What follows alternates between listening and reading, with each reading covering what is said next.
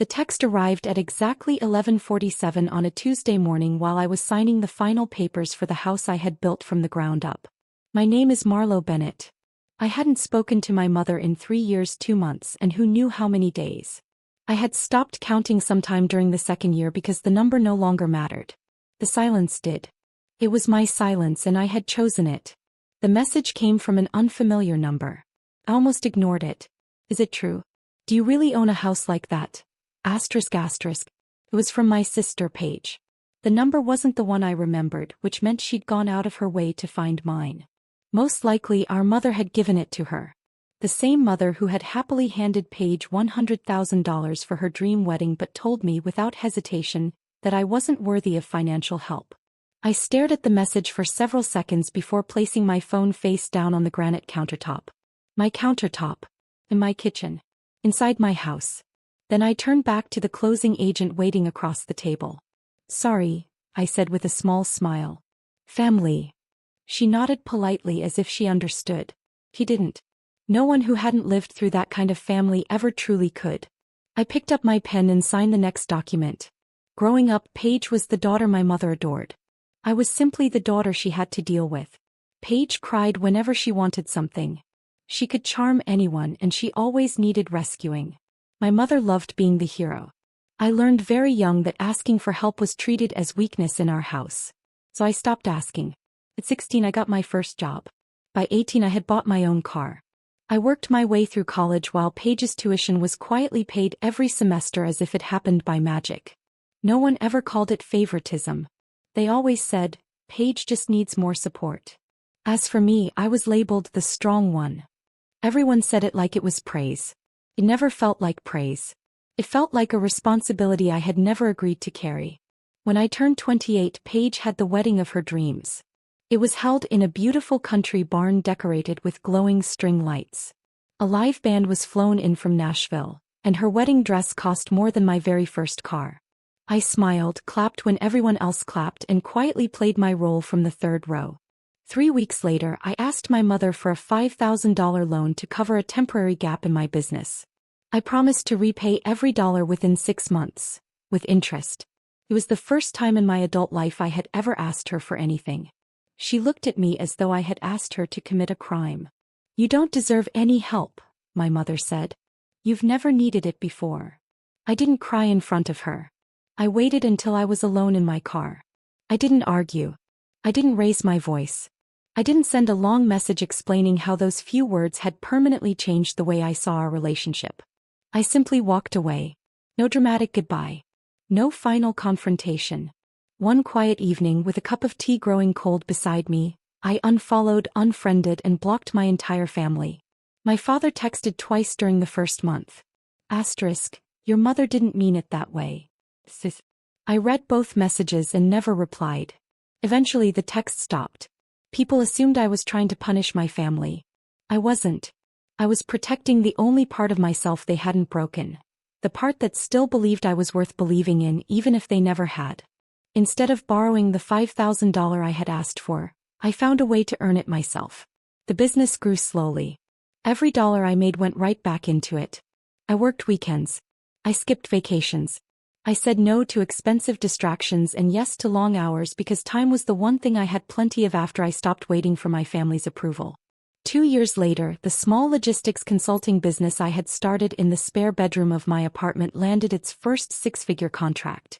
I didn't celebrate with anyone. There was no one left to call. I simply kept working, quietly building the life I had always wanted. The house was never meant to prove a point. At least that's what I told myself. Cost $2 million. For bedrooms. A bright kitchen filled with morning sunlight. Every payment came from money I had earned through 3 relentless years of 16-hour workdays. I hadn't bought it to impress anyone. I bought it because, for the first time in my life, I could afford a home that belonged entirely to me. I should have known someone would eventually notice. The neighborhood wasn't that big.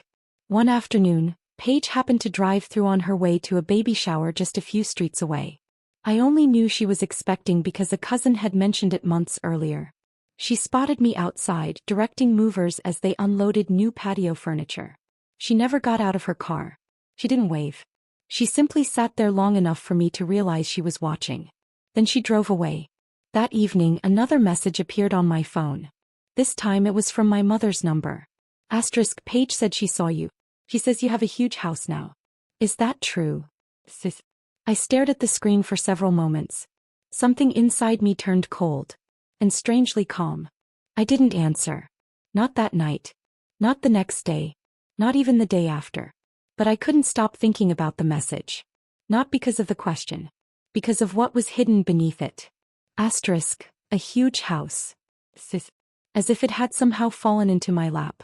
As if I hadn't paid for every brick with 3 years of loneliness, sacrifice and 16-hour workdays. My mother called 4 more times that week. Each time I watched the screen light up. Each time I let it ring until it stopped. It slowly became less about avoiding her and more about realizing I finally had control over my own peace. On the 5th day my father sent a text. Asterisk, your mother's been crying. Paige is upset too. Can we talk? Sis. I read the message several times. Then I understood something that should have been obvious from the beginning. They weren't asking how I was. They weren't asking how I had built a successful business. They wanted to know why I had succeeded without them. My mind drifted back to Paige sitting silently outside my house. Then to her lavish wedding. The $100,000 my mother had happily spent on it. And the $5,000 she refused to lend me because I didn't deserve help. I started typing a reply. Deleted it. Tried again. Finally I sent one simple message. Asterisk, I'll meet with you. Just you and Dad. Sunday. Sis. I wasn't ready to forgive them. Not even close. But I wanted them to see the truth for themselves. I chose a quiet cafe downtown, far away from old memories and family drama. It was the kind of place where people spoke softly, where arguments felt out of place and where courtesy was almost impossible to ignore. I arrived 20 minutes early. As always, I chose the corner table with my back against the wall. Years of business meetings had taught me one lesson. Always see what's coming before it reaches you. My parents arrived together. My mother wore the same cardigan she always chose when she wanted to appear softer and more fragile than she really was. She gave me a brief, awkward hug. My father simply nodded. The same quiet nod he'd used throughout my childhood whenever things became uncomfortable instead of saying what needed to be said. You look well, my mother said, studying me carefully, almost as if she expected to find signs that I had failed. She found none. I hadn't brought financial records. No business reports. No proof of every dollar I'd earned or every opportunity I'd been denied. After several sleepless nights, I realized I didn't need to defend 3 years of hard work to people who had never once asked how I was surviving. Instead, I came with only one question. Why does it bother you so much that I have this? I asked. You're the ones who told me I didn't deserve help. My mother tightened her grip on her coffee cup. That's not fair, she said quietly. No, I replied. It wasn't. For the first time her confidence began to crack. We helped Paige because she needed us, she said. Her husband's family was paying for part of the wedding, and we wanted to contribute. You never asked us for anything, so we thought you were doing fine. I asked once, I said. For $5,000. You didn't tell me you couldn't afford it. You didn't say it wasn't the right time. You looked me in the eye and said I didn't deserve help. My father shifted uncomfortably before speaking. We didn't mean. You meant it enough to say it, I interrupted gently. And I believed you. So I stopped asking. I stopped calling.